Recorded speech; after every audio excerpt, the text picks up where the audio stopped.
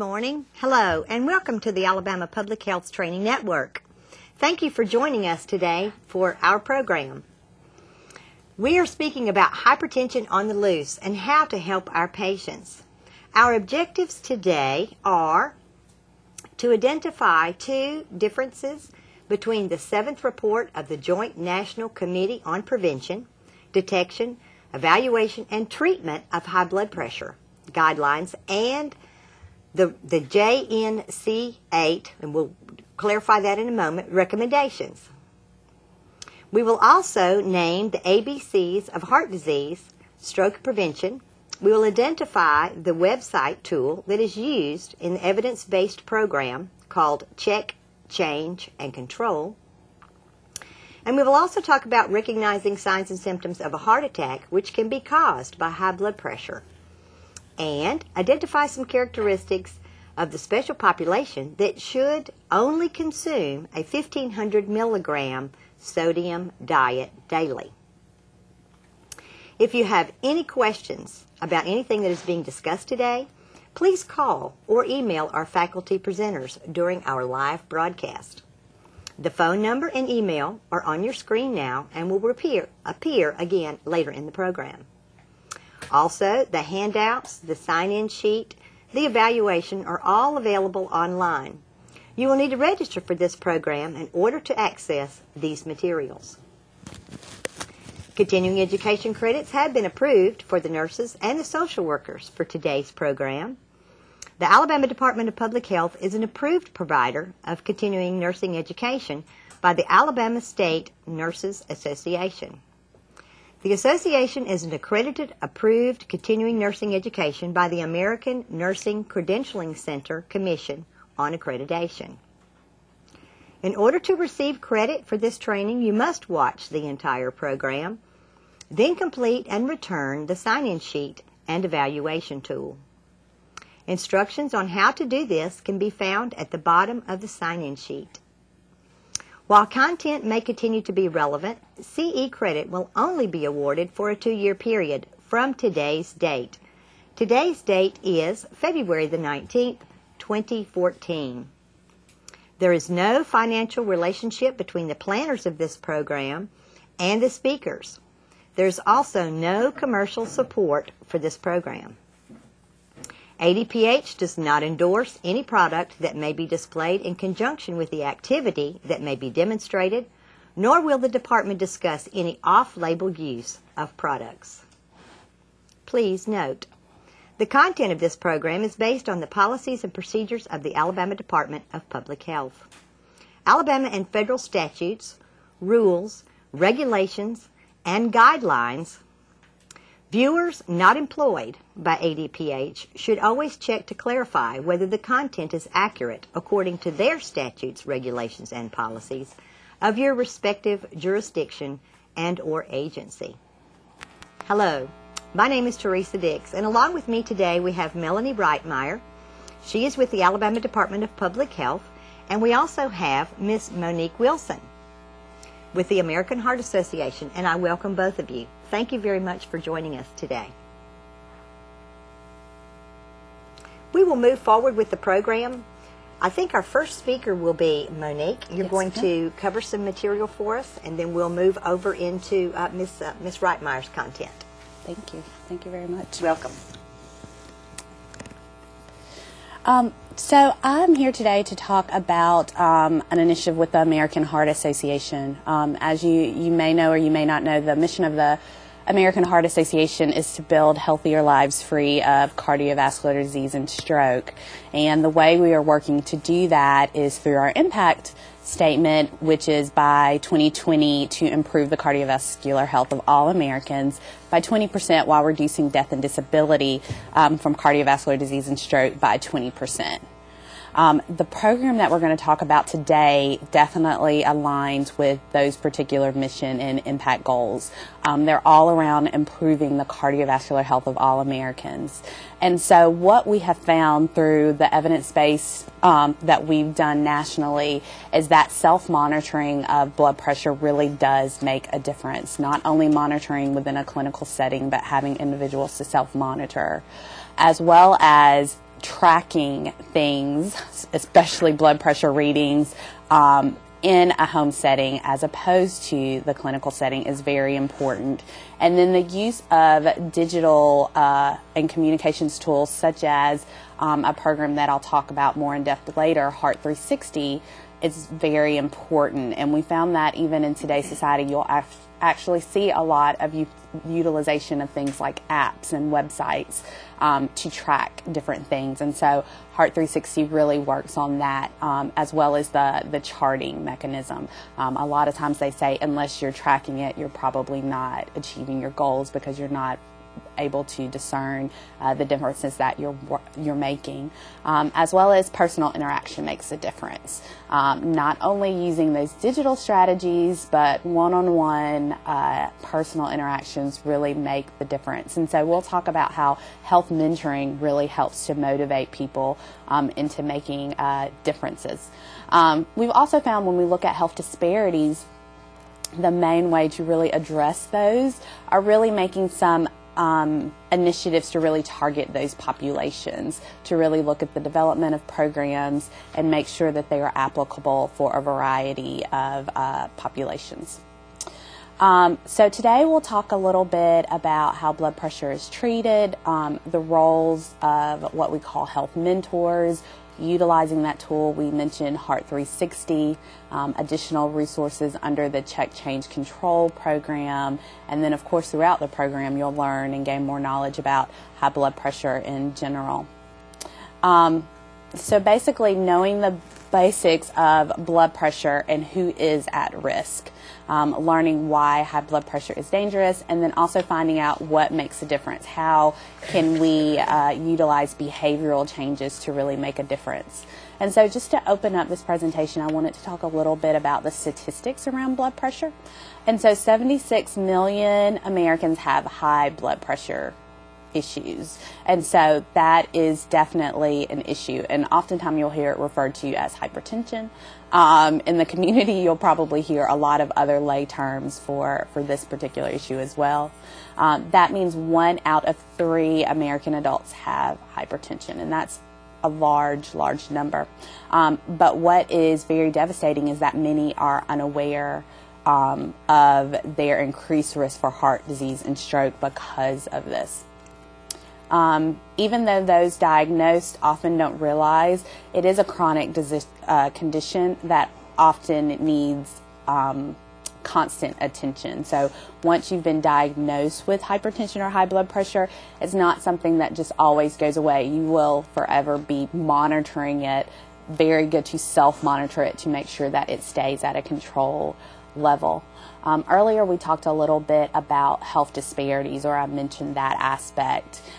We have found that blacks lose 1/3 of their potential life years compared to whites due to cardiovascular disease. High blood pressure in African Americans is the highest in the world. 43% of men and almost 46% of African American women are in that category. African Americans tend to have higher blood pressures, and they're usually found in younger ages. So a lot of times the thought process that cardiovascular disease, stroke, hypertension, all of those are found in an older population is no longer true.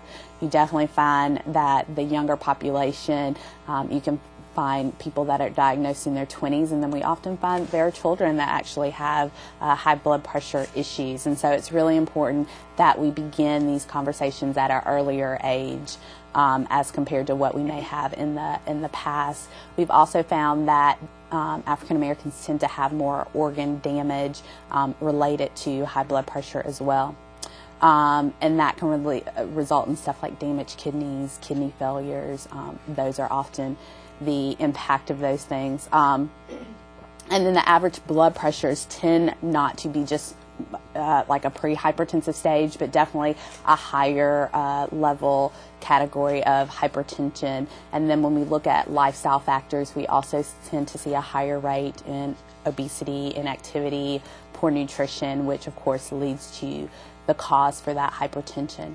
And so on this particular chart, which we use often to educate the general public as well as healthcare providers, and letting people know there are categories to high blood pressure. It's not just you have it or you don't. There's definitely a pre-hypertensive stage, a high blood pressure, hypertensive stage 1, stage 2, and then what we call hypertensive crisis. And so it's really important that, again, professionals know this chart and understand the numbers, but the general public understands it as well. I think that people, of course, don't want to be diagnosed with hypertension, so any excuse that they can have to feel that their numbers are in a reasonable framework, of course, they will want to use, but we really need to educate people to the seriousness of the disease and really what the systolic and diastolic number mean and what those acceptable ranges are. So understanding what those numbers mean, this is just one example of a number that we would review for people and explaining to them. Sometimes your systolic may be in one area of the chart and your diastolic would be in the other, but it's important to go to whatever that highest level, highest category is. So if your systolic is in stage 1 and your diastolic is in pre-hypertensive, then you are in fact in stage 1. Again, just letting them know the seriousness of the disease. We also want to educate people, though, because a lot of times people can feel hopeless to the fact that they are hypertensive if it's something that has run in their family or something they've struggled with for a while, is that there's treatments for hypertension. Of course, blood pressure medication is one that we always discuss, and people are very much aware of whether or not they're compliant or not. They know that blood pressure can be effective in them controlling their blood pressure, but we also want to let them know there's some other things that they can do, such as healthy eating, physical activity, of course stress management, which we don't talk about nearly enough, but those are some things that we definitely can do. And this particular chart really goes into explaining to individuals just how effective those personal behavior choices can be in modifying what their blood pressure is. And so I love to share this chart. I've actually had some physicians to utilize this particular chart as well. I just think when you're dealing with a patient, they really want to know the impact of what they're doing. If they are lowering their salt intake, they want to know, really, is that going to benefit me? How am I going to see that numeric change in my blood pressure? And so sometimes we have to show people that ahead of time. If you do X, then Y will occur. So it's important to use tools such as this to just help motivate people. Monique, we included that in one of their handouts that I saw today they were able to receive, and it's done in a little bit different colors, but it is a very popular one because it allows you to realize that you don't have to do a whole lot to start making a difference. And that's right. And so, again, I really think as healthcare providers, it's just really important that we, again, share those type of simplified tools with people just to let them know motivation is very key, and who is not motivated by results. And so they want to know from the beginning, if I do this on average, of course we can't be specific because everybody's different, but what kind of changes will I see? And I think that kind of helps to meet that need that any individual would have in making some of those behaviors. So I'm glad to know that people are able to see that. The Check Change Control program, again, is a part of our newest group of initiatives that we're implementing to really look at hypertension. Key to that program is really identifying community partners with shared goals to drive down blood pressure. Those community partners can be anyone from the faith-based community. We've worked with work sites in this initiative. We've worked with educational institutions, community groups, so a variety of people, so it fits and adjustable per the environment. Another big component is that idea of health mentors. I'm sure you've heard of the whole health coaching kind of scenario, but oftentimes people need that extra support in order to get things done. I know we talk about forever at the beginning of the year when people are starting their exercise regimens with their New Year's resolutions, that oftentimes you want to have a buddy. You know, the buddy system helps you to be more accountable. That's not just for physical activity, that's for hypertension as well. So having a health mentor to give you that personal interaction also helps as a motivator.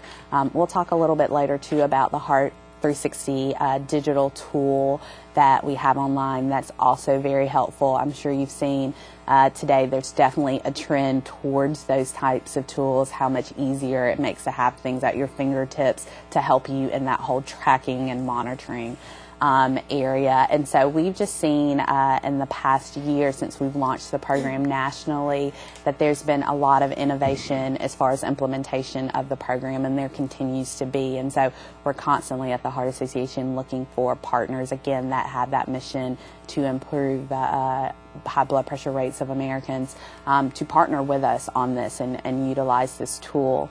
In the past year since we've been implementing the first initial 6 months, we had nearly 10,000 participants in the program. And so we're continuing to implement the program. I wanted to show you just kind of some of the outcomes of our initial implementation. Of course, we did a pilot study of the program before we even started implementing nationally and found some good results. And so from there, we've had our first 6 months of the pilot phase to continue to analyze that data. But again, you'll see here that we had nearly 10,000 people that enrolled in the program. With that, we had over 30,000 blood pressure numbers that were uploaded into the system. Of course, when I say uploaded, those are definitely aggregate data that we at the Heart Association receive just to be able to give information out like this about the effectiveness of the program, but of course everything is de-identified on our end. Of course, we found that 75% of the participants were female, which we often find in initiatives like this, and so we're working to increase the male participation. We found that the average age was 53, and of those that classify their racial background, we found that 80% were African American. And again, I think a large part of that is because we, of course, have started the initial implementation of this in a lot of minority populations. However, definitely not exclusive of just that group. So from those initial 30,000 data points, we found the following kind of initial blood pressure results. So 33% of those would have been categorized from that chart in the high blood pressure area, 47% in that pre-hypertensive, and then 20% in the normal phase. And so I often tell people, and I'm quick to have to correct myself in saying that this is a high blood pressure program, because people will say, well, I don't have high blood pressure, so I shouldn't be involved. And I say, well, no, it's not necessarily that. We want people to definitely learn how to manage their blood pressure numbers. Again, oftentimes people have no warning signs or symptoms once they do get in that pre-hypertensive or high blood pressure setting. So if you're never checking your blood pressure, you of course would not know this. And so it's important that through this behavior that, again, people are learning behaviors that will keep them consistent in monitoring that. So even if they have a family history of it but have not been diagnosed yet of it, if they are not at a place to where they check themselves, self-monitor themselves, their blood pressure, they would never know at what point that they might get into a dangerous phase. So I'm glad to see that from our results we had participants from a variety of segments from that initial chart. So of the participants, I don't think I mentioned this, but the goal of the program is really to have participants uploading or tracking their blood pressure over a 4-month period for a minimum of twice a month over that 4-month period. Ideally, though, we would love for them to be tracking it weekly.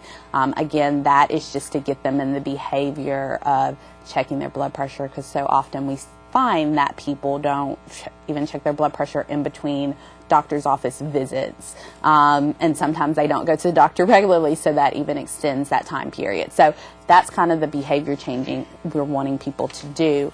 And so from this slide, you'll see that of those participants that uploaded their readings into Heart 360 at least 2 times per month over the 4 months, for consecutive months, that we found this was the average systolic and diastolic drop, and that's pretty significant of a change. And so again, by being able to collect that data, we're able to see some of these things. This next slide looks at those, again, who have uploaded the readings for twice a month for the 4 consecutive months, but that they started off in that hypertensive range of greater than 140/90. So they were at a higher level, needed, of course, to come down a lot farther. And as you can see, their average drops are even more significant, again, because they had a longer way to go to get to what we consider a normal level. But again, significant drops in those areas. And then of those participants that did not complete the 4 months, they participated in some type of way with the program, but maybe were not consistent, but at least had 2 readings that they did. As you can see, you still see a small drop in the blood pressure.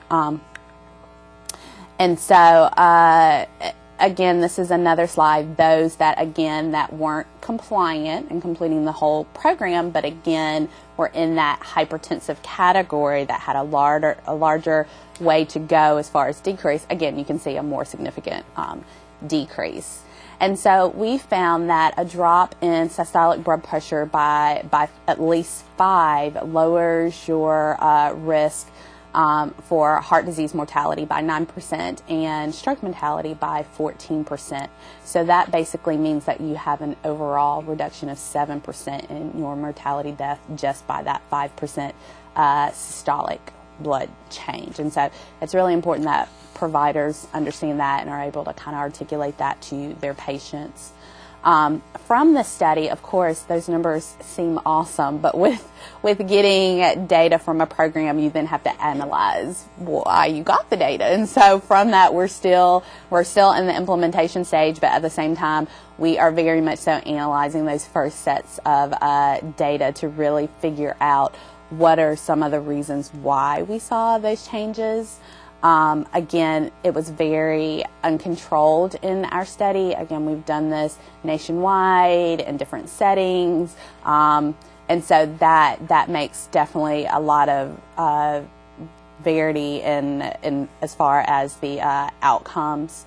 And so we are in the process of trying to see what are some things that may have implemented more of a change. If someone was doing it in California, even though what I just showed you were average of the changes, their changes may have been even more significant. So again, we're looking at more how people implemented the program and what area did they implement the program at. Even I know in Alabama, we've done it in a lot of different environments.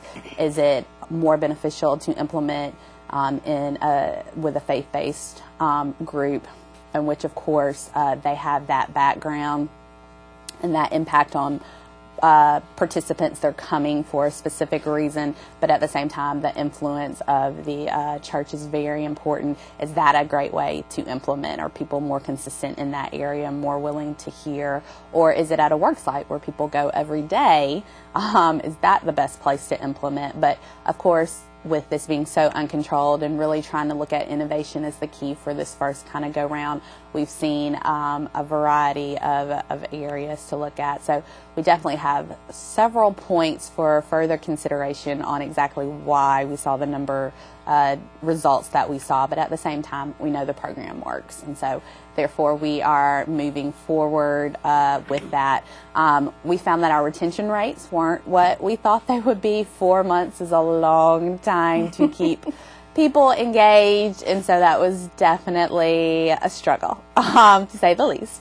And so, of course, we're trying to figure out how to get that retention rate up higher. What really motivates people to stick with behavior changes? And I think that's in any area: blood pressure, physical activity, nutrition. I think that's just a really public health big question. How do we keep people engaged? And so, again, we're working to try to get those higher retention rates up.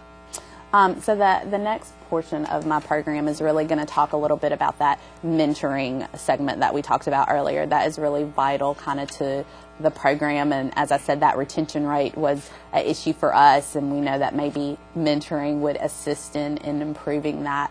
So the role of the volunteer mentor is really to communicate with each program participant on a weekly or bi-weekly basis for minimum of 4 consecutive months. Of course, after we implement the program, if it's in an organization like a faith-based community where they're going to be interacting with those people anyway, we definitely feel like those relationships formed will continue that dialogue and even more improvement. But really, the main part of the program is the 4 consecutive months.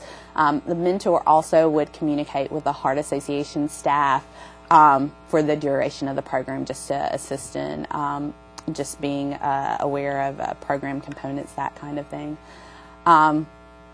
Other opportunities, of course, would be to attend outreach functions, recruit new participants, work with them one-on-one to get those things done, participate in conference calls or meetings with other volunteer health coaches and, again, AHA staff to talk about successes, challenges, that kind of thing. And then complete any documentation of hours or interaction, again. So skills and traits that are really important, and I think these tend to, as healthcare providers, these are areas that we tend to drive home anyway as far as our interaction with patients. But successful volunteers, of course, have special qualities. They're dedicated to improving the health of their community. They're good listeners. They're not judgmental. We, of course, are not going to make people change by being judgmental.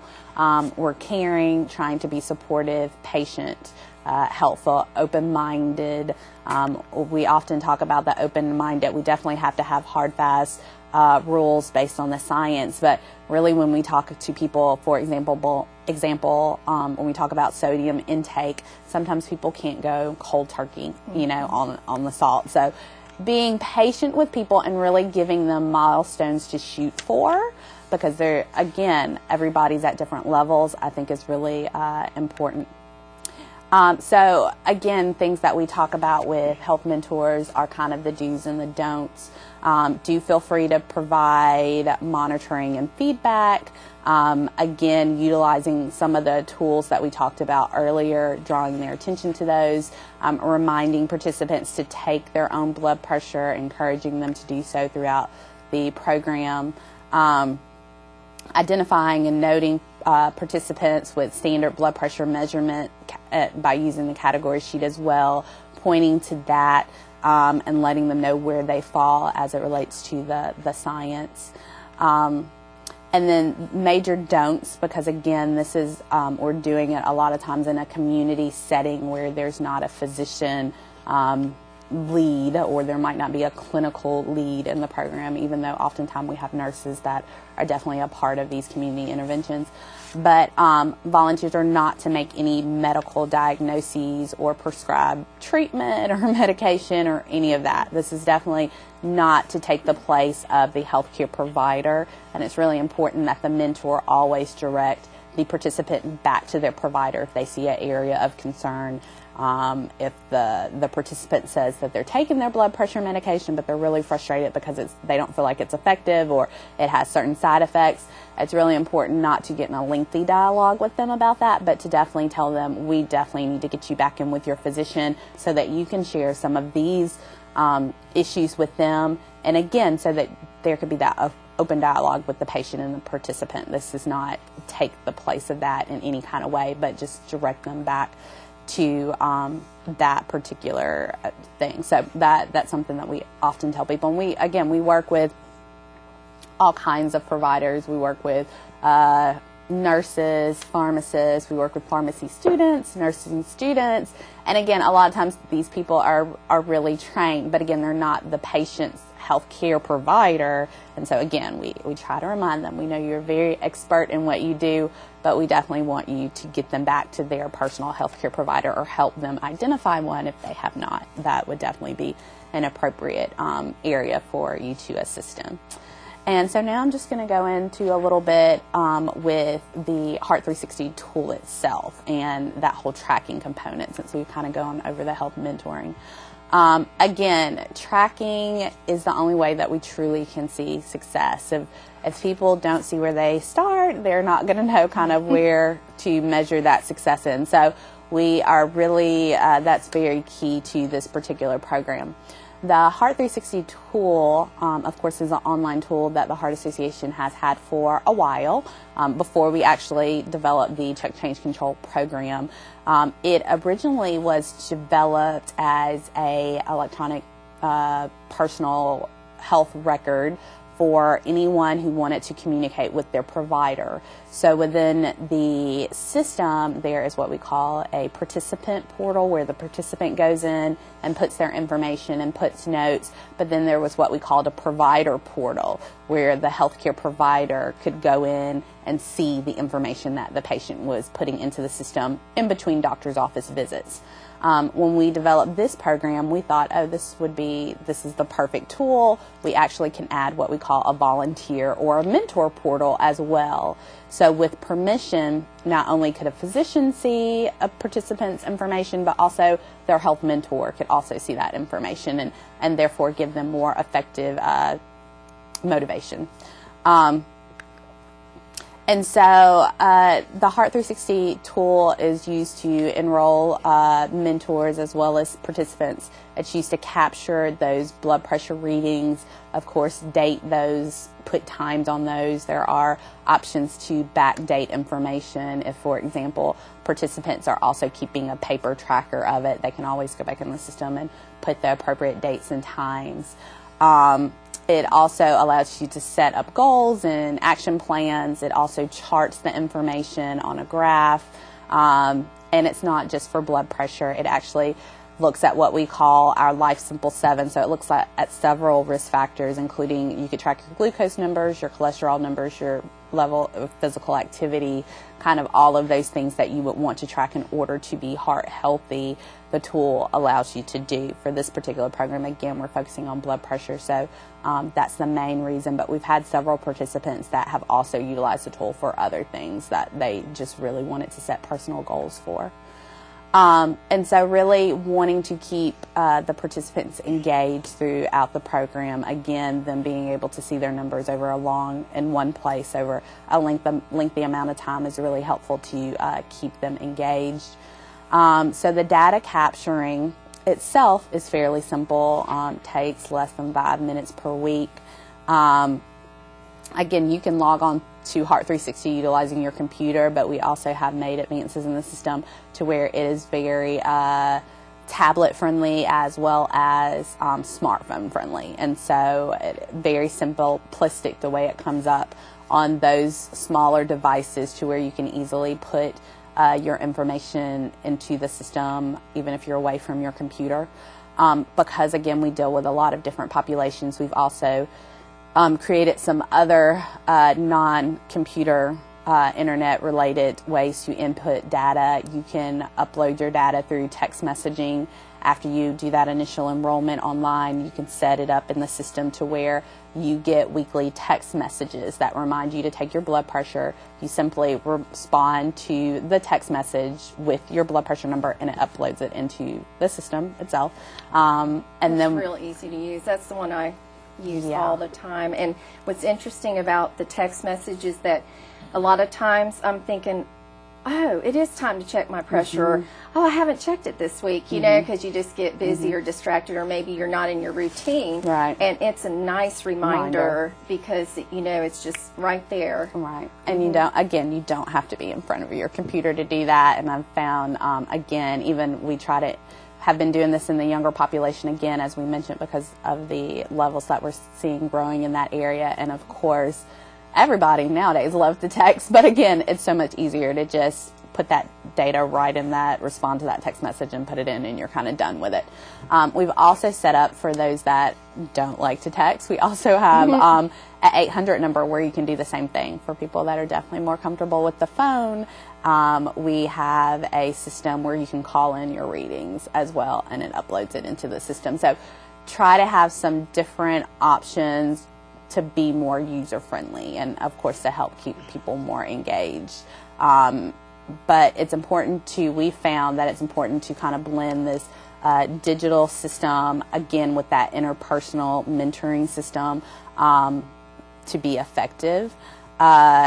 We have found incentives for keeping people engaged. Always people love free stuff. So incentives, gift cards, weekly drawings, that kind of thing have definitely helped. Giving out things that will help them in their journey, such as water bottles or cookbooks. Those kind of things really help to spur conversation with the program participants. And really throughout the program, we are not wanting them just to check their blood pressure, which is really great. One of the things that I definitely am always make sure to give to mentors is that throughout the 4 months, those are perfect times to have some discussions with them on some of those behavior modifications. So we've actually set up what we call an educational platform throughout those 4 months. If they're seeing them weekly or bi-weekly, however they're interacting, but each time they meet with them, they should be kind of going over a different topic with them, whether it's stress management one week, sodium intake another week, how to incorporate physical activity another week. But again, those are teachable moments if we have them and interacting with them. As far as tracking, that's definitely time. We want them to see things that they can do, and that will help them by the end of the program to say, hey, I worked on that sodium throughout that 4 months and my numbers really did change. I really can do something about my health. And so that is really important. And I think when we look at those numbers changes from the first 6 months of the national pilot, I think that had a lot to do with it. Tracking is important. Again, if we're not looking at it, we don't know what we're doing. But also incorporating some behavior modifications during that time frame, I think also helped to ensure some of those differences. So connecting with the participants in Heart 360 is really important. The participant has to give people permission to see their records. And so they can connect to their provider or their participant or their health mentor through what we call a provider code that the volunteer mentor and the providers would have, or they can search for them in the system and it sends them an invitation. They click yes, I accept, and then they're linked together to where they can see. And then they will have a list of the people that they're mentoring. So if they're mentoring 10 people, when the mentor account pulls up, they'll have the 10 people that they're mentoring. They can click on each individual one, and then they can see what they're doing in the area of hypertension, or if they're doing something with physical activity, you'd be able to see those readings as well. They can send messages within the system. So, hey, you're doing really well, or hey, I didn't see your reading for last week, or whatever may have you. Again, they can send that. There's also an area to put local resources like, hey, next week is the American Heart Walk. You should go out and participate. They can put that on there, as well as, hey, the CVS around the corner from you has a machine and they have a really nice pharmacist. You maybe we'll make that a routine to go by there every Tuesday to get your numbers. But they can put notes in the system again through there. At this slide, you can see what we call the Connection Center. Again, it's an example of how from the mentor screenshot, you can see all the participants that they have engaged in their readings and such. So really playing with the system is the best way to kind of learn how to utilize it. But once you kind of do that initial enrollment, again, it can be pretty regular in the system as far as utilization. And then again, this is a slide shot of a communication, how you can send communication to your participants. With that, of course, the data privacy is a major thing. One reason why the American Heart Association, we have tried to stray away from having this be a very paper-heavy program and utilizing Heart 360 is just for those data privacy issues. When people enroll in Heart 360, they're basically taking that ownership on themselves, and then they are giving permission for other people to see their data. So it's very streamlined and very correct, as opposed to I know we've seen a lot of hypertension initiatives that have been great, but again, they struggle with that data privacy issue just because they're keeping paper trackers of those things. And so the system really helps for that data privacy. And then again, our health mentors are very much so sign a commitment for that data privacy and kind of know those guidelines as they get involved with the program. And then we also have several online resources for volunteer mentors. We definitely want them to feel confident in what they're doing. We have a guidebook that really walks them through the whole role of mentoring, kind of some of the things that we talked about before, as well as how to utilize the tool. And then again, when we talked about those educational messaging sessions, we also have some of those one-pagers and tools that they can use as they're doing kind of that education and giving those tips to the participants. So we're really wanting people to, again, utilize Heart 360 and consider utilizing this weekly, bi-weekly usage of the tool. We're also trying to find more successes. Again, we just kind of did the first 6 months of the program, found some great success, but we're continuing to want to monitor those successes. We also have found that it's really important to recruit as heavy as possible, as much as you can manage. Each health mentor needs to have a reasonable amount of participants. Definitely can't do too many, but we know that with retention issues, you definitely will have some fallout. That's with any program. So being kind of trying to hit the masses is really important, but it's also really important to be able to reach these people on a regular basis. So it couldn't be your standard like health fair event or something like that where you're only seeing them once. You definitely want it in an environment in which you're going to be engaging with these people on a weekly basis. So whether it's at the YMCA where they go for their weekly aerobics class, or at their work site where they go every day, or at their church where they're at least going once weekly, we have to definitely find environments that are touching people on a consistent basis to be consistent in the program. And then again, spending each of those interaction points with the participants by reviewing where their progress is as it relates to blood pressure and kind of showing them more features within the Heart 360 tool. And so this last slide just really has my contact information. Currently, we're implementing this particular program in Jefferson County, Shelby County, Perry County, Madison County, Montgomery County, and Mobile County, and Dallas County. So if you are interested in participating, please contact me and let me know, and we can kind of figure out how we can make the program work for you and the population that you're serving. Thank you. Thank you, Monique. That was a wonderful job. A couple of questions that I had as we were going through some of the information that you presented today. Utilization of other alternative methods that people may choose to use or think that would be good to use. Things like herbals and those types of things. What are some kind of guidance in that area that you give those people? So through the program with the Heart Association, we try to stay pretty mainstream to our guidelines, so those recommended interventions as it relates to behavior changes. And so again, we try to keep our health mentors kind of on track with that. We definitely don't discourage those things because we're not saying they don't work, and sometimes participants are very committed to those things that they have found that work for them. But the areas that we try to really mentor or coach around are really kind of those accepted things that we found through research. So we try to stay more on that side, not discouraging what they personally might feel that's effective for them, but we try to give more education on those together. Yeah. To try to help. Definitely. And telehealth, do you see telehealth as a mechanism in the future with being able to utilize people assessing their blood pressure, self-reporting, those types of things? I definitely do. We've had a lot of discussion about that, and I think it's ever growing.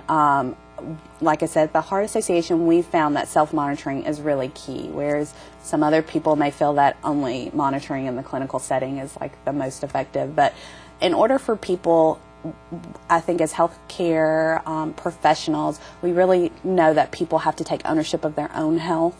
And I think through this program, I think Melanie had made this comment when we actually implemented the program here locally in Montgomery, that from the first week that we implemented the program to the end of the program, the participants were so much more engaged in their health. That first week they may have been really quiet and the health mentor was just kind of talking to them, but by the end they were able to have a really great conversation. Last week I walked however far, and I saw that really made a difference in my blood pressure. And I think that's really the goal for the American Heart Association and the program itself, is to really empower people. And so Right. then also that makes it more effective when they're talking with their healthcare provider. And so that allows some more interaction between the provider and the patient, more educated conversations. But utilizing Heart 360, again, the provider has the provider portal. The participant can be self-monitoring, inputting their information, but the provider, throughout that 6 months that they're maybe working on adjusting medication, the provider can easily see how those implications are kind of working, as opposed to it being another 6 months before they go to their provider, and it just takes them a while to get that blood pressure regulated, again, because they're not having that interaction as frequently. I think the electronic resources such as this allow for that type of communication at a Bridges distance. that gap, per Yeah. se.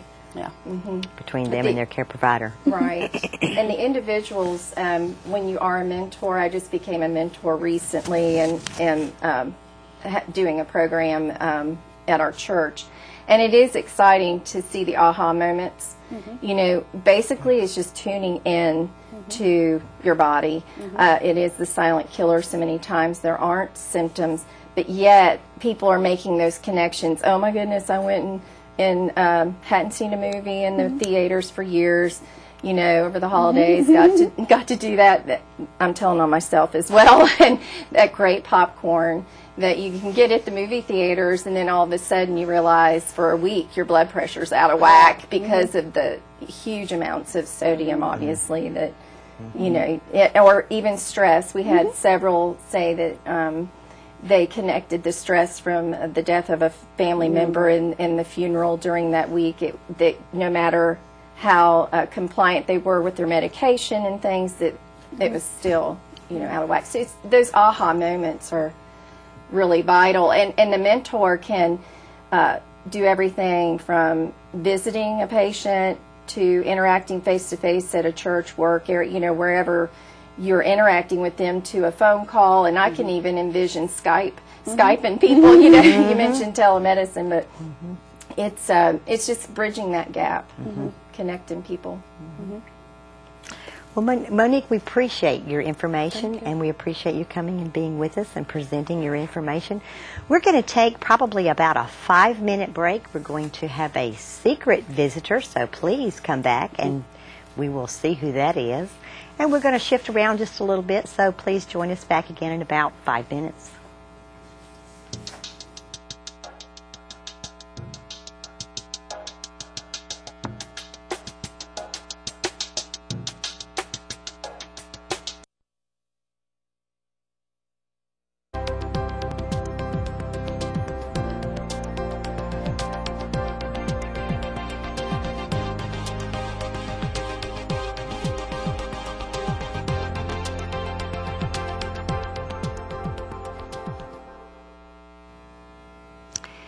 Hello and welcome back. We are in our second half of our program, Hypertension on the Loose, how to help our patients. And before the break, I promised you a special visitor. So we're going to turn the program for a brief time over to a very special guest. Good morning. I'm Dr. Jim McVeigh, Director of Health Promotion and Chronic Disease with the Alabama Department of Public Health. And 3 months ago, tomorrow will be my anniversary from 3 months ago, I was at a downtown YMCA in Montgomery. I just run a mile on the indoor track. I walked into a 30-minute exercise program I was going to lead. And when I started to say, it's 12:15, time for I don't remember anything for 4 days. And I'm the example of somebody that should have been able to recognize what a problem was. After 39 years with the health department and being 65 and working out 5 days a week my entire adult life, I don't smoke, I don't drink, I don't take drugs. I thought that I was one of the healthiest old guys in Montgomery. But at 12:15, almost 3 months ago, my heart stopped and I hit the floor, and I don't know anything for 4 days. So I'm telling you what people have told me happened. My head hit the floor first, and it was so loud that we were on a 3rd floor exercise room. On the 2nd floor below us, the exercise class heard it, and a woman in my class just screamed, and the instructor on the class on the second floor thought somebody had fallen down the stairs and came running up, found me. I was laid out. My heart had stopped, so she immediately did the right thing by start giving me chest pumps. A young female deputy sheriff that had followed her in there started giving me mouth-to-mouth resuscitation, and 2 other people that were trained got the defibrillator, which was actually in the room that we were having this exercise class in, and so the automated electronic defibrillator, they took it out, but the lady has told me since then she had been trained always in that when she walked into the training, the defibrillator was set up on a table. She went there, turned it on, and started going through the steps. She had never unpackaged a defibrillator before. Well, they're all sealed because they have to be calibrated after each time they're used. So she was afraid she was going to do the wrong thing, break the wrong seal. So it took her a couple minutes to actually get it out. And as soon as they pulled my shirt up, put the 4 electrodes on, turned it on, it told them what to do. It said there's no heart rate, step away from the body, and it gave me the maximum jolt. With 1 pop, my heart started beating again. But for about 5 minutes, my heart did not beat. Fortunately, I got excellent care, and the paramedics were there in about 5 more minutes, and they had to carry me down 3 flights of stairs. But I was talking to people on the way out. I was telling the staff at the YMCA, call the health department, tell them I won't be in this afternoon, but I'll be in the morning. And the staff and the wife followed me to the emergency room at Jackson Hospital, and they had all my clothes there, so I reached in and got my cell phone, started calling up my 3 children, tell them I'm in the hospital, it's not serious, they're just going to run some tests on me. Well, 6 bypasses later, I'm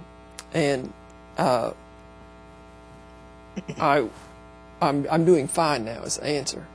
But the reason that I'm telling you this is you can, and you and your family members can think you're doing the right thing.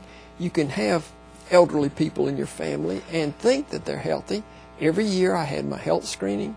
I've never been told I had high blood pressure. I've never been told I had elevated cholesterol, although my low-density cholesterol or bad cholesterol was 3 times as high as my high-density cholesterol or good cholesterol. So that's a bad indication there. Somebody that works out regularly should not have that elevated of bad cholesterol. But anyway, I put it off as not being important or serious. Now, the bad habit that I had is I'll eat anything that's in front of me. So that's not a prescription of the right thing to do. But because of my age, I actually should have had a stress test, and they could have identified this. As it turned out, my 4 major arteries on my heart, 2 of them were 80% blocked and 2 of them were 90% blocked. So the fact that I was able to overcome that to some degree with exercise through the years did not alleviate the problem. So all the more reason for you and your family members and those that you work with to be aware of potential problems, even if there's no obvious symptoms. And in my case, I keep now getting people come up to me, what were the symptoms? You know, did you feel lightheaded? Did you? None of that. I, again, thought I was the healthiest old guy in Montgomery. But you don't, appearances can sometimes be deceiving. So the point of me going through this with you is to tell you, one, we do have to take personal responsibility for ourselves and for our family members and friends. And we do have to try to encourage everyone to get the appropriate attention for any potential problem. And in this case, the good thing about this, and I'm very pleased to be talking to you, in my stage, I'm glad to be talking to anybody. But after 3 months, I'm physically pretty close back to where I was. It was very difficult the first few days out of the hospital. Just to walk was totally exhausting to me. And just to stand up and take a shower, I'd have to lay down afterwards. That's how little energy I had. But I knew that I could come back. So the fact that the doctor, when he released me after 6 days in the hospital, said, I want to see you in 2 weeks, I want to take the stitches out, but I don't want you to come back in to see me till you walk a mile a day. So I'd made up my mind, I can walk, I can come back. So the first day out of the hospital, I told my family, I'm going to just walk down the sidewalk just a little bit and come back. Of course, my children, they were afraid I would wander off and not find my way back home, so every time I left the house, they would walk out with me. So then the next day I said, okay, I can walk to the end of the block. And the next day, okay, I can walk around the block, which was a half a mile. But I was just totally exhausted after that. But within a few more days, okay, I can walk around the block, and then I can rest up, and then in the afternoon walk around the block. So that got me up, to a mile a day, and then, okay, a few more days, I can walk a couple times around the block, and I'd just be real tired out, but okay, I can do that in the afternoon. So anyway, after 2 weeks out of the hospital, I had gone out, and I was going to see the doctor the next day, so I walked a mile in the morning, then a mile mid-morning, and then a mile in the afternoon. So when I went back in to see the surgeon, he said, have you walked a mile yet? I said, yes, yesterday I walked 3 miles. And he said, I've never had anybody that quickly do that, but that's great. He said, and just keep up the good work. And so anyway, I've just continued to push it like that. So it's an example of, one, if you know what you're supposed to do, go ahead and make a plan and follow that plan, and then also get appropriate medical supervision on that. So that's the story of someone that thought that they knew the right things, thought they were doing the right things, and still had a problem. So this is the example of, yes, we do need to increase our knowledge and also respond appropriately. So with that, that's my story, and I'm sticking to it.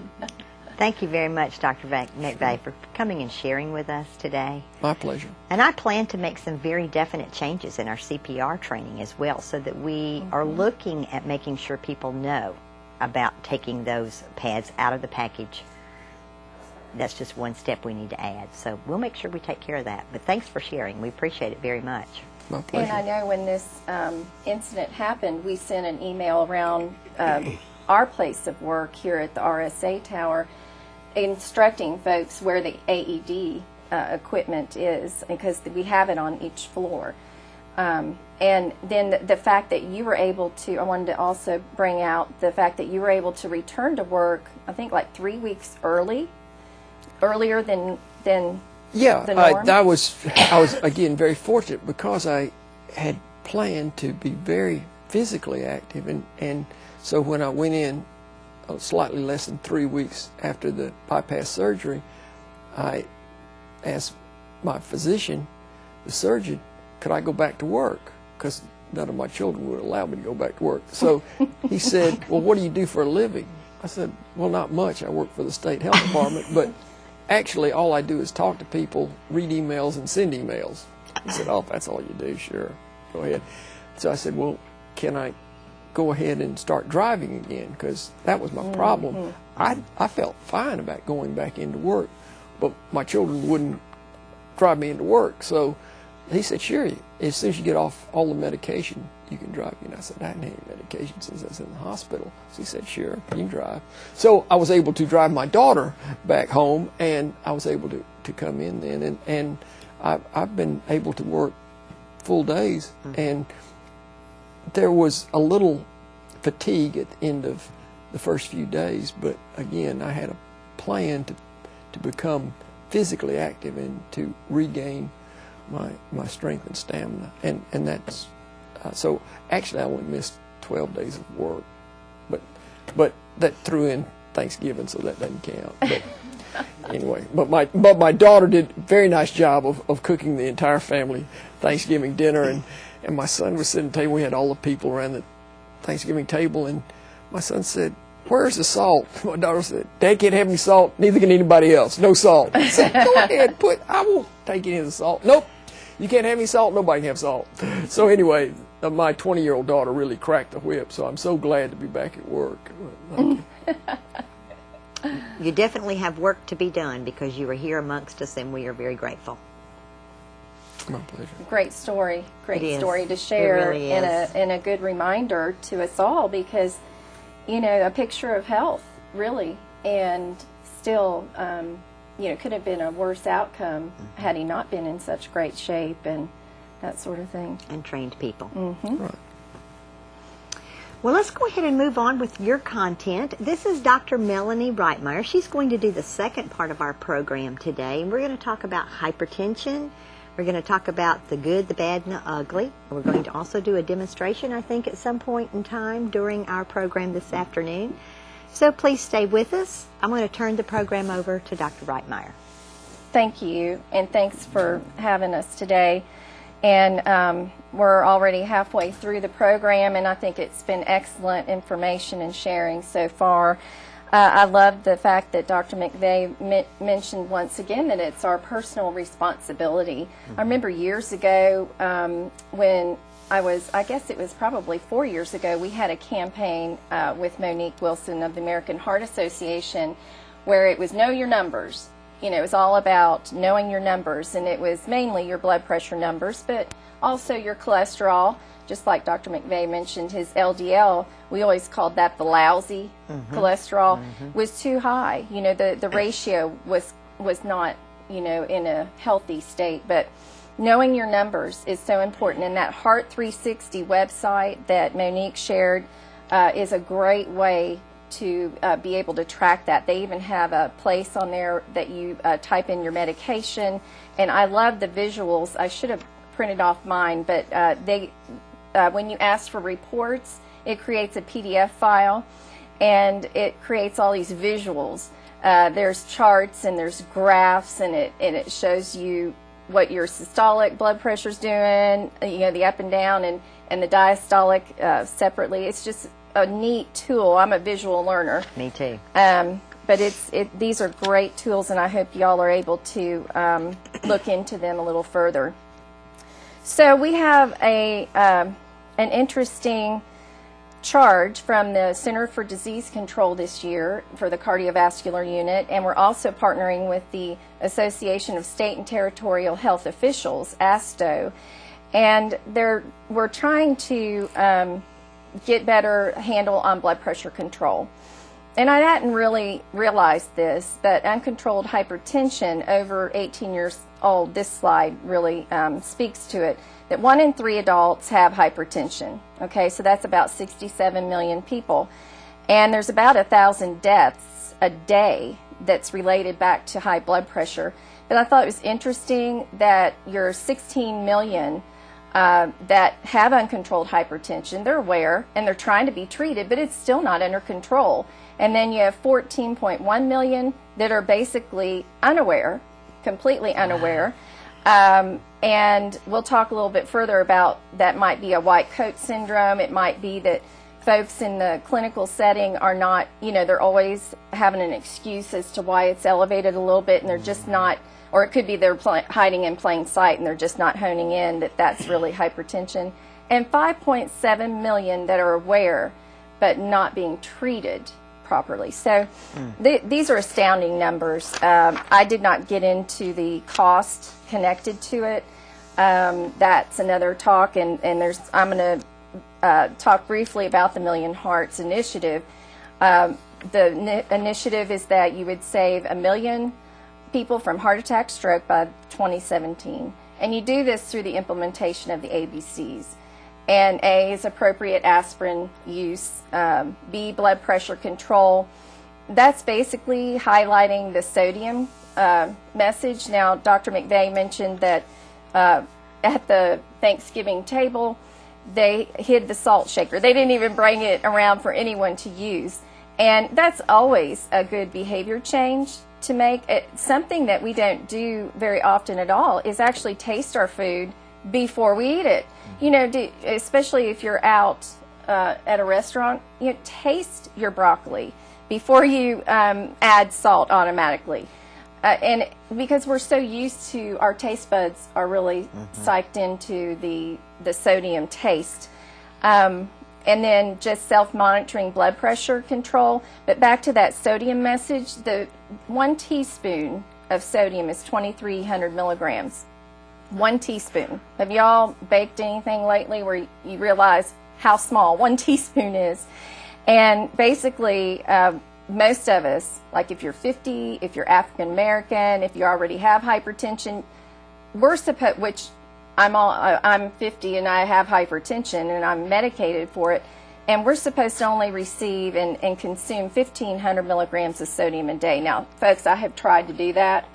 It is very difficult. You have to bake your own bread, and we won't tell stories about that experience, but you have to bake your own bread. You have to grow your own vegetables. I mean, it's really tricky because our country has so many processed foods and things where there's just a ton of sodium. In fact, in the South, I've heard physicians speak on this subject and say that a lot of us in the South actually consume like 4,000 to 6,000 milligrams of sodium a day. Anyway, and then the C is for cholesterol control, knowing those numbers, the LDL, HDL ratio, and don't forget about the trans fats. I was in another conference, and CDC mentioned that if you have a small French fry from McDonald's, that the trans fats in those actually can increase your heart risk 24%.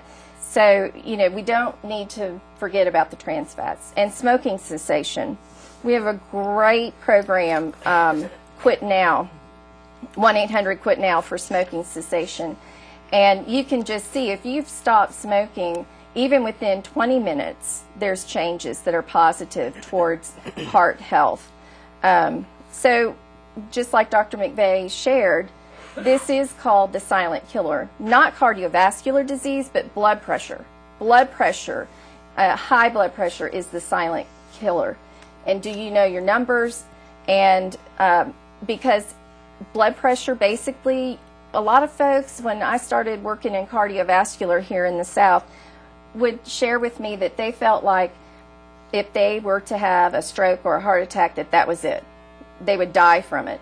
And, you know, they didn't really want to, so many didn't want to know their blood pressure because they didn't want to have to deal with it. Mm-hmm. And they didn't want to have to think, okay, you know, I might die from this.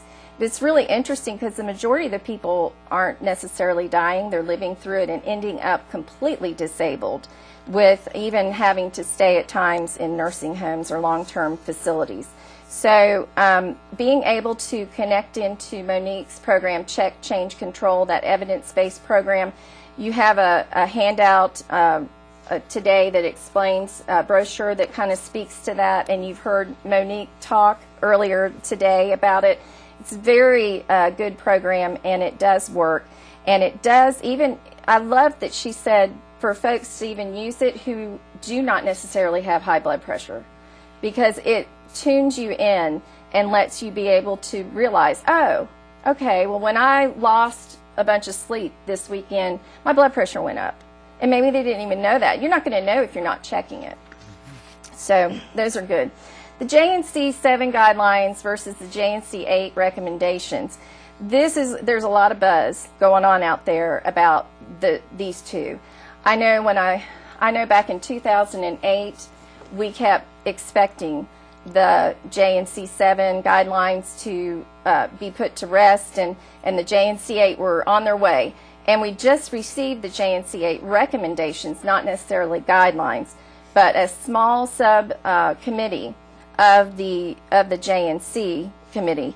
They actually got together and were able to, and we hope to have one of the people on that committee speak next month or maybe in April. So keep watching your information on the ADPH website. But speak about this because there's a lot of controversy. But finally, we do have the JNC 8 recommendations. And what's the difference between the two? Really, it was interesting that a lot of the recommendations are saying, you know, we need to do some more research.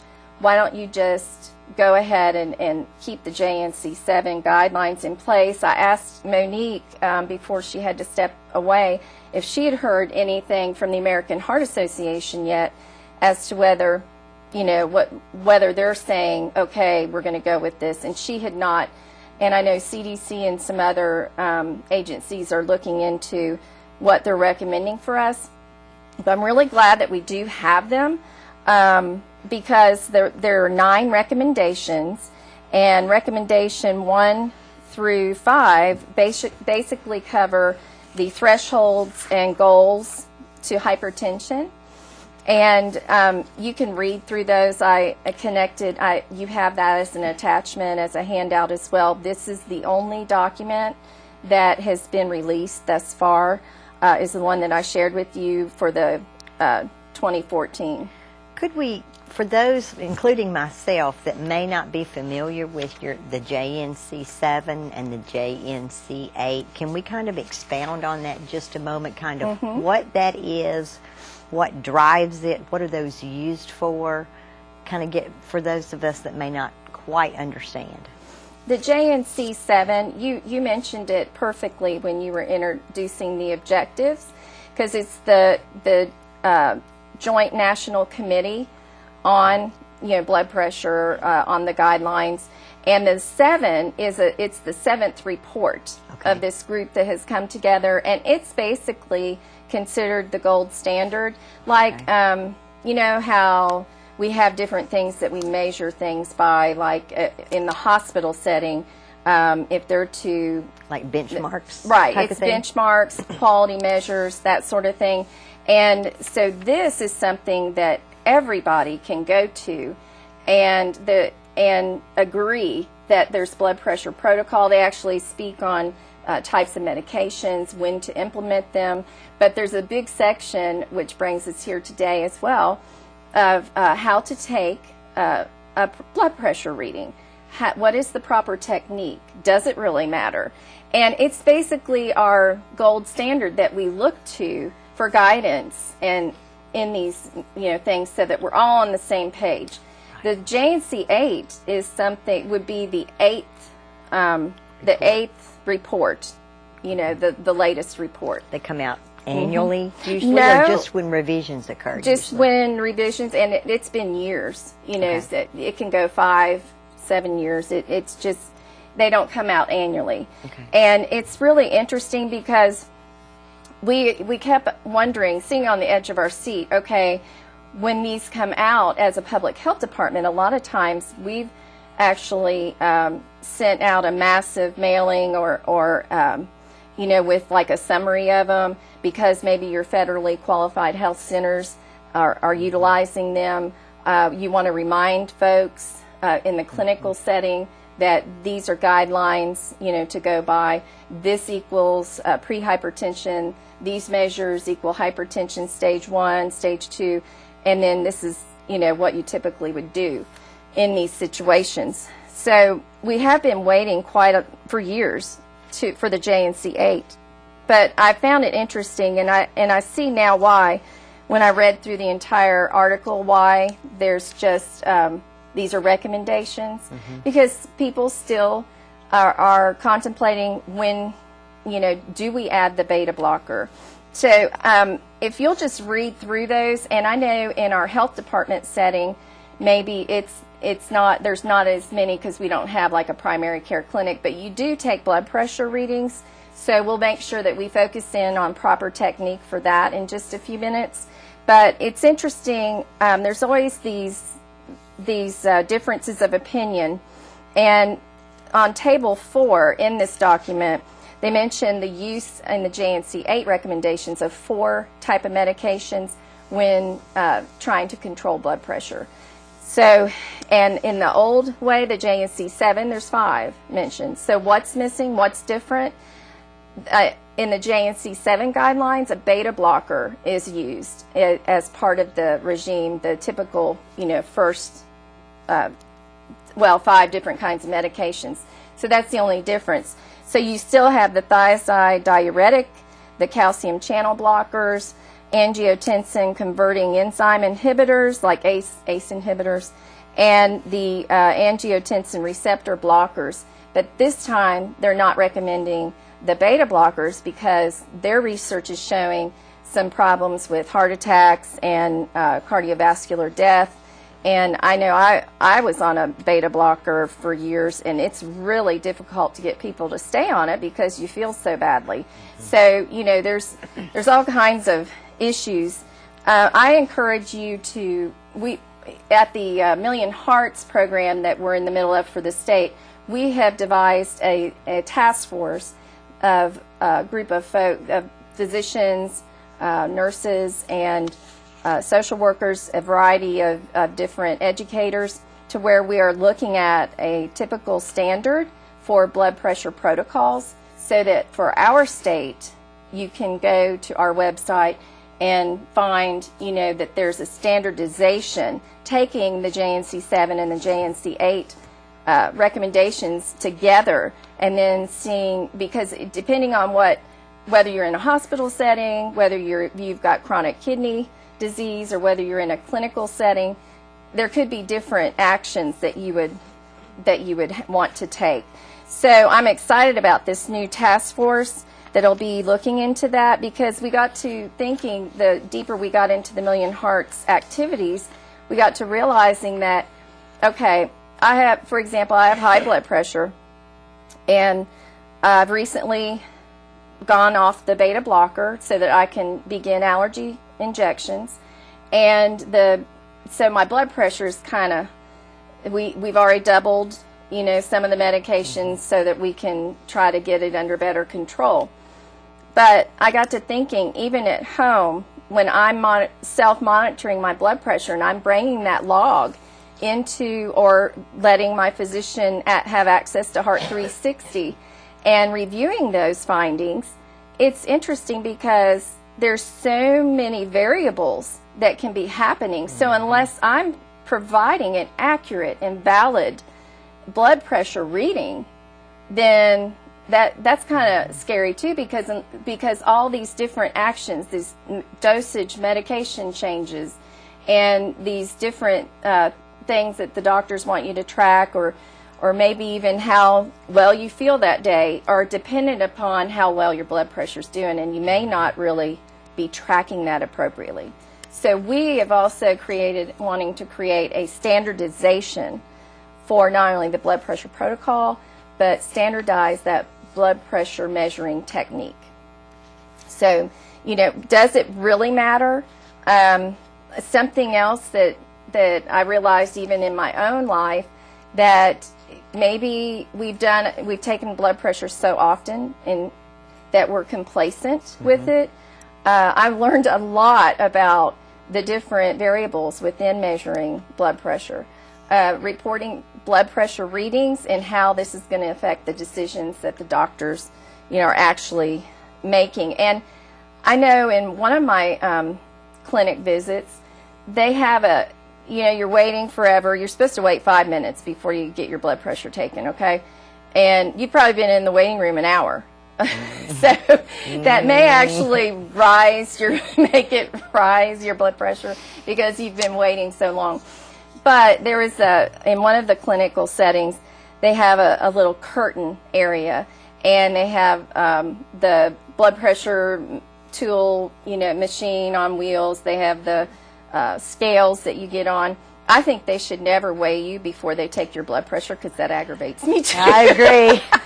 And that can be frustrating because you've got all that on your mind. But I found it interesting because I had a sweater on that day, and there really wasn't enough privacy to where, and she says, oh, it'll be fine. I'll just do it over your sweater. And it was kind of heavy duty, so you really need a bare arm to take that blood pressure reading. So it's interesting that, they're trying to process folks quickly in the clinical setting many times, and they're rushed, or, you feel rushed. They're like, stand up. This one individual didn't even make eye contact with me. Need you to weigh in, and then I'm going to take your blood pressure. What medication changes? And they're talking to you the whole time, and you're not supposed to talk during it.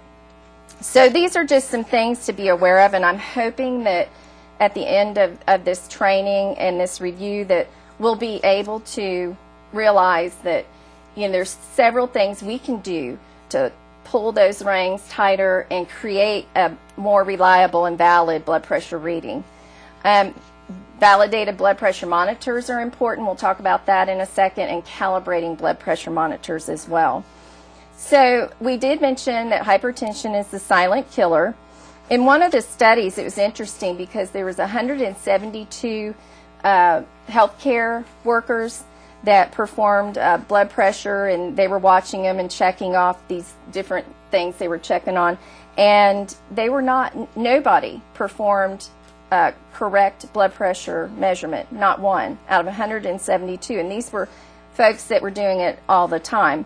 So it's vital. The American Heart Association guidelines for measuring blood pressure in the clinical setting, although 68% considered the mercury blood pressure cuffs to be the most accurate, only 38% chose to use it when they were given a choice, and 60% were judged to be taking blood pressure inaccurately. Some other biases that happened were digit biases, and I'm like, what do you mean? What does that mean?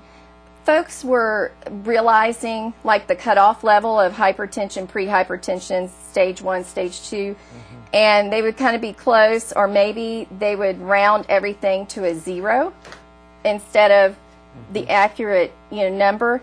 And there was a digit bias for 148 millimeters of mercury for the systolic reading. I would love to find out more about that. That just was really interesting. But you see, if you are hypertensive, there's going to be more tests that need to be evaluated and achieved. So we need to really know, is this person hypertensive or not? Because if you are, one of the first things they're going to do is check you for sleep apnea. Because somebody that has sleep apnea, it's not controlled, can cause a lot of blood pressure issues. They're going to check you for blood work for chronic kidney disease. Maybe you have a thyroid problem, and this needs to be evaluated. And the high sensitivity C-reactive protein, that can mean inflammation throughout your system. So, we just want to really tune in, because there's going to be other things that we need to follow up on in order to get blood pressure under control. Now, we did mention it was a silent killer. And I say not for all, because I know in my own life, I didn't realize this was what was going on originally, but I get ringing of the ears, just a high-pitched tone whenever my blood pressure starts creeping up, especially if my diastolic number is a little over 90. I start in with some of these symptoms. The higher it goes, the more symptoms that I have. And this is to represent a headache. There's a very specific type of headache, though. And some folks that realize that they don't realize they have high blood pressure, but they have like a headache, they're thinking, okay, I have a sinus headache. Maybe it's behind one eye. I know my headaches connected to blood pressure start in the back of the neck and come up through my eye. And it's very specific when I get that type of a headache. Another friend of mine at church has this whole side of their face get hot and red, and when their blood pressure starts going up. And they didn't connect into any of this until they started checking it and tracking it and tuning in. So maybe people are having some symptoms. Focus. When my diastolic creeps up near 100, you can forget it. I'm going to have to talk to Ken and say I need to leave for the day because I can't see. I can't focus on my computer. I know I thought I had something on my contact lens one time, and then we checked my blood pressure, and it was craziness. So you can cause some blurred vision problems. And then this cute little guy, I couldn't find a true photo for dizziness, but he looked like he was having some struggles, but he's awfully cute. But dizziness is another side effect of high blood pressure. And Dr. McVeigh mentioned that he really didn't have any symptoms, didn't have any signs. And it may be that you're having some of these signs and you don't know that's what that is. Or maybe there's some shortness of breath happening, whereas you used to not be short of breath when you walked up the stairs, and now you are. So just some changes. The more you know about your body's response to things, and the more you track things, that's why we mentioned 4 months of the blood pressure check, then you might be able to connect those dots and learn some things. So why do we want to control high blood pressure? And I think everybody knows this. The arteries are carrying the oxygenated blood to some vital organs. Your brain, that's pretty vital. Your kidneys, your heart. And when there's interruption or problems with that, and also your eyes, the retina of your eyes, then there's going to be organ damage. I know a friend from Ohio, she was 46 and she passed away with complications from diabetes and high blood pressure, but the first thing to go was her eyesight. And she didn't realize that she had such high blood pressure, and she found out there was a problem by going to the eye doctor because she was having problems seeing.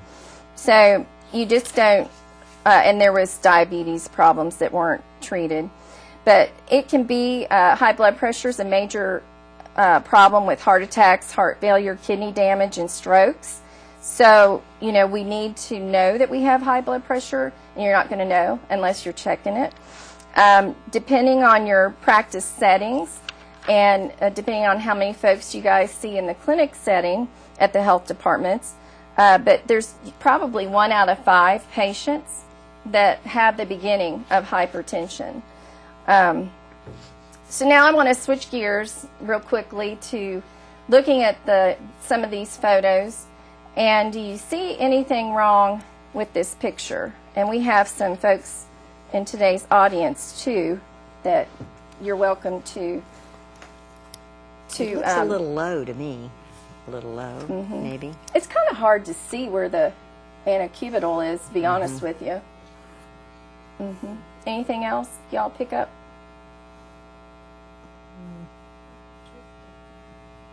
Twisted too far, not positioned correctly. And I don't see a stethoscope in place.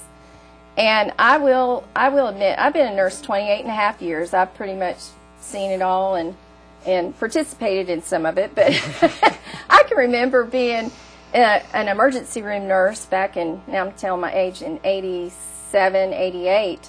And they grabbed me to take a run on an ambulance run. They grabbed me. I could not hear that blood pressure. All we had was manual blood pressure cuffs. I could not hear that blood pressure to save my life. And so I had stopped using the stethoscope and just palpated and then watched the needle. You know, you can see the pulsating of that needle.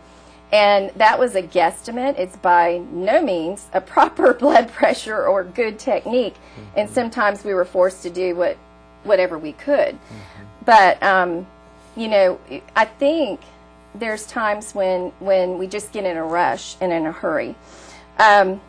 Something else that I wanted to mention, because of the tubing and the different expensive equipment, we'll talk about this one. This is an electronic blood pressure monitor, and it's interesting with this because you can swap out your large cuff for your small regular cuff.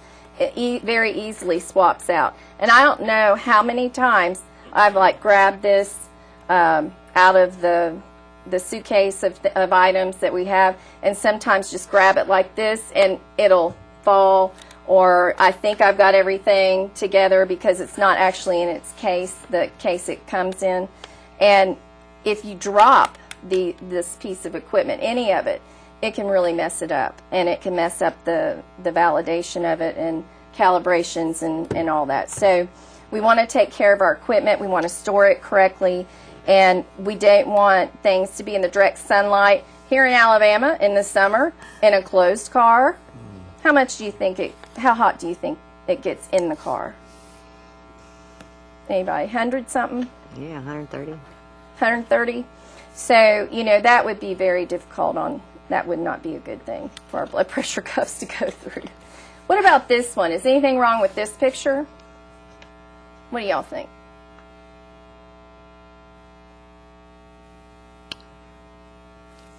We really don't know whether the people have started, if the blood pressure reading, if they're still pumping up or if they're starting on their way back. But the point I wanted to make with this was that do you guys think that we automatically should pump up the blood pressure cuff to at least 200 or over? What do y'all think? No? Not sure? No? Most of y'all are saying no. You know, if you don't know someone's typical systolic blood pressure reading, or if they don't know, like you can ask them, okay, I go up and ask somebody if it's the first time I've ever taken your blood pressure, you know, what's your reading, pretty much, you know, what's your typical reading? And most people kind of know. Some people have never had it checked or paid attention.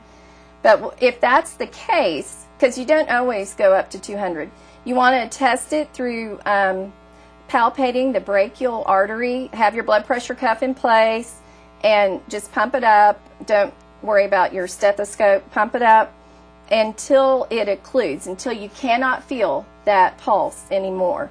And remember that number, because then you're going to let everything deflate and wait about a minute or two, and then take that blood pressure, because you're going to want to go 20 to 30 millimeters of mercury up higher than when that pulse stopped. So, and then that's going to be, because when it stopped is probably your systolic range. So you want to go 20 to 30 points higher. So I thought that was interesting that you don't automatically, and boy, some of those automatic blood pressure cuffs, though, they're supposed to tune into that, and some of them just seem like they latch on to me and keep going. So, what's wrong with this picture? Anything?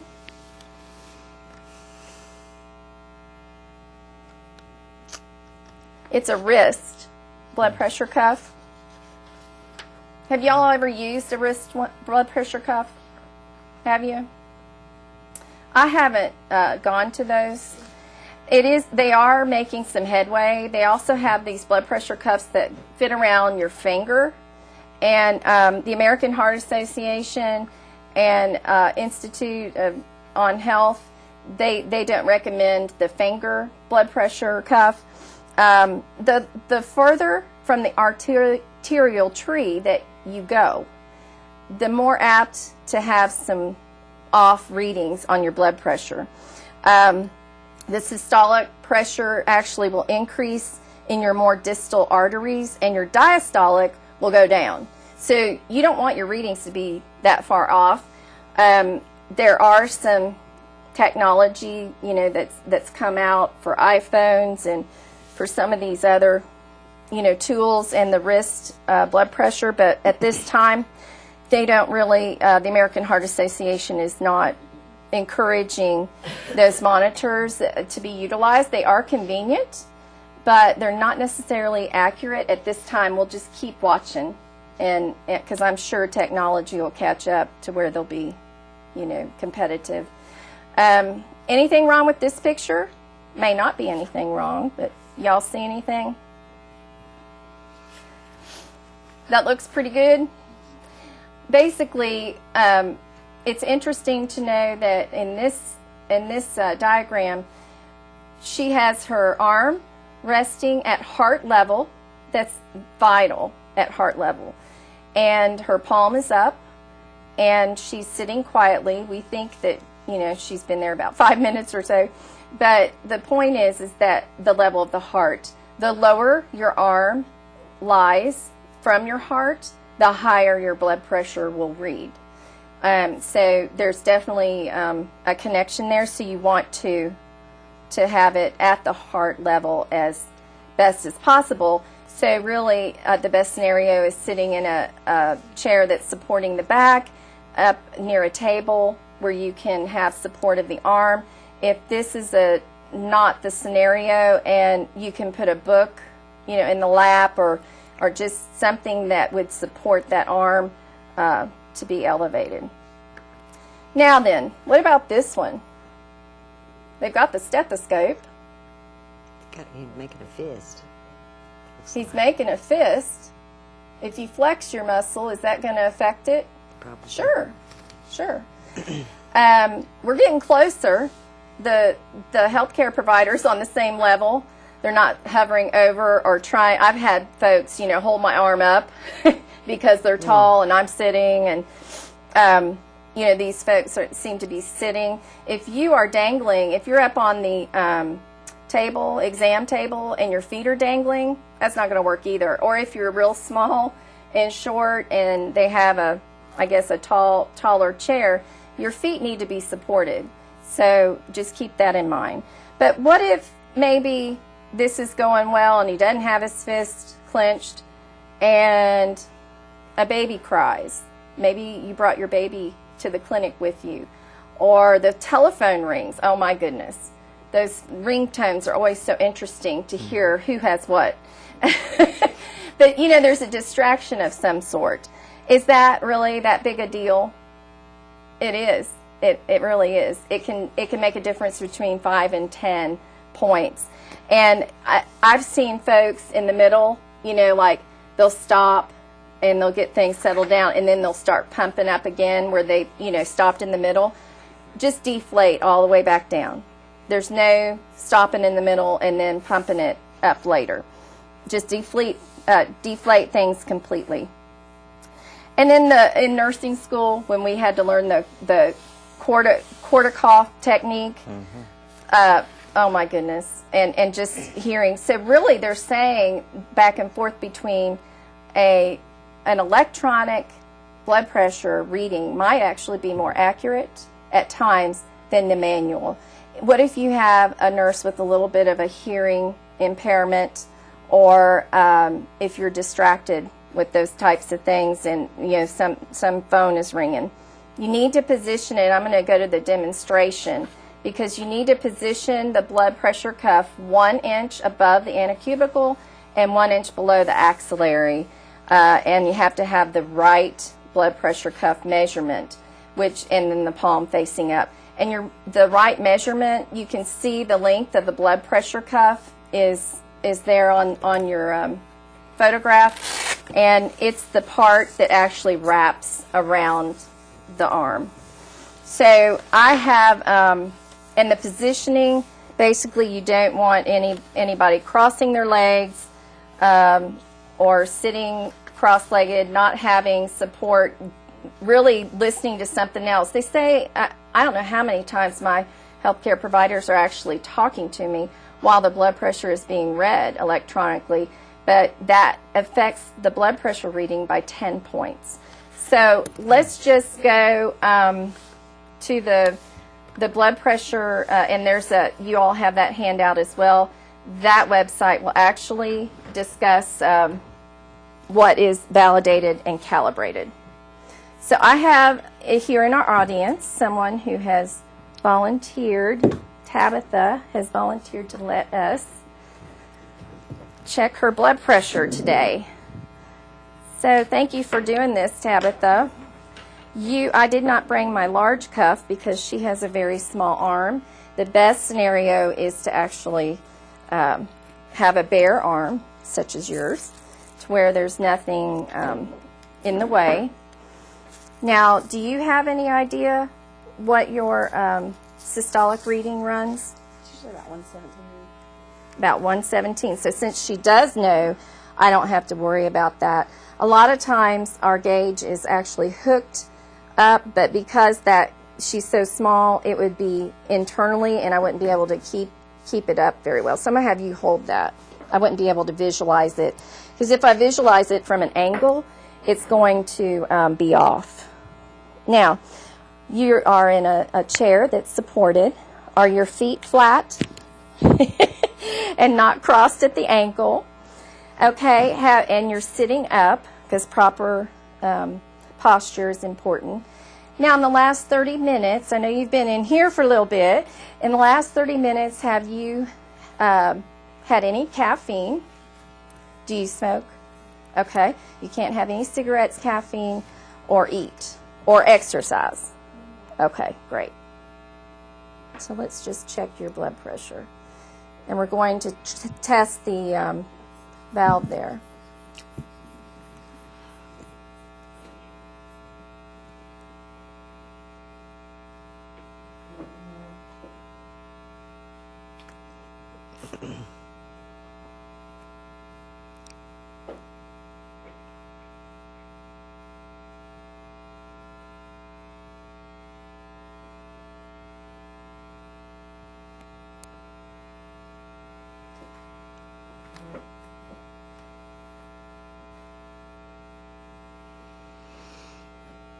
And I heard 3 of the quarter cough sounds, and you were 118 over 66.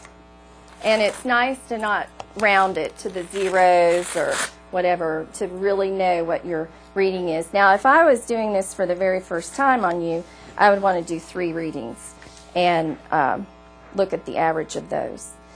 So thank you for doing that. So I think we're almost running out of time, but we do, you all heard me say, has she exercised? Has she smoked? She doesn't smoke. Caffeine, eating, exercising, and then if you haven't sat still for 5 minutes, there's a lot to this because you need your feet planted, not crossed at the ankle. You want your back supported. I know this individual positioning, he's in a rocking chair. His arm is close to the heart level. Needs to be up just a little bit more. But I got to thinking this is going to be a problem for him as well because it looks like a tornado went through there. And I'm sure, bless his ever-living heart, that he's stressed to the T and, you know, that kind of thing. But in home health, you know, tell him what you run into. But the white coat syndrome as well is something to be aware of. And that's what's so great about self-monitoring of blood pressures, because if you're monitoring at home, you can bring that log in and they can consistently see that, you know, whenever a healthcare provider is taking the blood pressure reading, it's elevated. Now, the rule is if you have 3 readings that are elevated, then you have the diagnosis of hypertension and it needs to be dealt with, where you usually begin with lifestyle changes, exercise, diet, the DASH diet, those sorts of things. And you saw Monique mentioned the what can I do to improve my blood pressure. This is the same. This is from the JNC7 guidelines and the same infographic demonstrated there. But it's really interesting that if you, some of your blood pressure monitors have an indicator that they, the battery's running low, and you can actually, you know that, so it's going to affect some things. We had a lady in Perry County that her batteries had died, and she said, you know, I cannot, absolutely cannot take my blood pressure because I have no money to purchase batteries. And that is sad, and that's something that we're working on trying to implement and have available. Can you use rechargeable batteries? It's best not to. So, because the rechargeable ones don't give enough voltage to keep things going properly. And back to the ABCs, there do go on the website that on the handout that you received, the DableEducational.org, because that will have a listing of blood pressure cuffs that are calibrated and validated, and we don't necessarily have to calibrate ones that don't have mercury, and people are going away from the mercury because of, you know, they took all the thermometers, mercury thermometers away, and they're doing the same with the blood pressure cuffs. So it is what it is, but there are, each manufacturing company has its own set of QA information. Now, when you're speaking about the aspirin, are you talking about like a 325 milligram aspirin, non-coated, obviously, or does it matter? And we used to actually give a dosage out, and we've gotten away from that because we want the patients to get together with their healthcare provider and discuss things. So on our blood pressure logs that you have at the health department, it does explain just to ask your healthcare provider. If you have 325 milligram of aspirin, it's usually every other day and that you take it, and 81 milligram coated is daily. But it's interesting because we didn't want folks to just look at that on our website or on our blood pressure logs and assume that we were saying to do that. But they might be on some kind of medication that causes them to bleed, Plavix or Coumadin or something of that nature. Right. So it is something that's serious enough that they need to discuss it. let's kind of pull together and give them a take-home message of what we'd like for them to remember. A couple of points that you just absolutely do not want them to forget. Know your numbers. Even in your own family and your own self. Tune in. It's interesting because I didn't realize it, but my blood pressure would go up on nights I wasn't sleeping enough. And so, just knowing those connections can help save a life. Look at the Heart 360 items on the website. We are establishing a standardized blood pressure toolkit. We don't have that available at this time, but it's being evaluated and tested. And just keep an eye out on our website for it, the adph.org/CVH for cardiovascular health. And just keep, plugging along at trying to look at that blood pressure and take it correctly, even if you're doing self-monitoring. So, there you have it. Dr. Reichmeyer speaking about hypertension and helping our patients. We'll have to conclude our program today. We thank you for watching. Please make sure you do your appropriate CE paperwork so you can get your CEs as they are needed. Thank you.